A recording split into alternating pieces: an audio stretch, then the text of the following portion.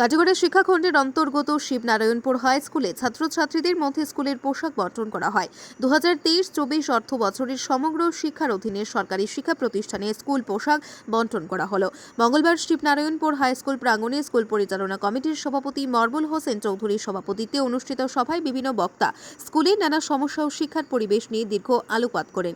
এদিনের শিবনারায়ণপুর হাই স্কুলের ছাত্রছাত্রীদের পোশাক বন্টনে মুখ্য অতিথি হিসেবে উপস্থিত ছিলেন কাটিগড়ার বিধায়ক খলিল উদ্দিন মজুমদার, পূর্ব কাটিগড়ার প্রাক্তন জেলা পরিষদ সদস্য বিশ্বজিৎ মালাকার, স্কুলের প্রধান শিক্ষক দৌলত হোসেন চৌধুরী, শিক্ষক বজরুল হক চৌধুরী প্রমুখ। বিধায়ক খলিল উদ্দিন মজুমদার শিবনারায়ণপুর হাই স্কুলের সার্বিক উন্নয়নে সকলের সহযোগিতা কামনা করেন। স্কুলের জলের সমস্যা, চতুর্সীমা দেওয়াল নির্মাণ, মডেল শ্রেণী কক্ষ তৈরি করে দেওয়ার প্রতিশ্রুতি প্রদান করেন। তিনি উল্লেখ করে বলেন, কাটিগড়া শিক্ষাখণ্ডের মধ্যে শিবনারায়ণপুর হাই স্কুলের অনেক সুনাম রয়েছে, কেননা প্রতি বছর মাধ্যমিক পরীক্ষায় এই স্কুলের ভালো ফলাফল লাভ করে। আসামের শিক্ষামন্ত্রী রণজ পেগুর সাথে দেখা করে শিবনারায়ণপুর হাই স্কুলকে উচ্চতর মাধ্যমিক বিদ্যালয়ে কিভাবে উন্নীত করা যায় এ নিয়ে চেষ্টা করবেন বলে বিধায়ক খলিল উদ্দিন মজুমদার জানান। ব্যুরো রিপোর্ট, আজকের বরাক।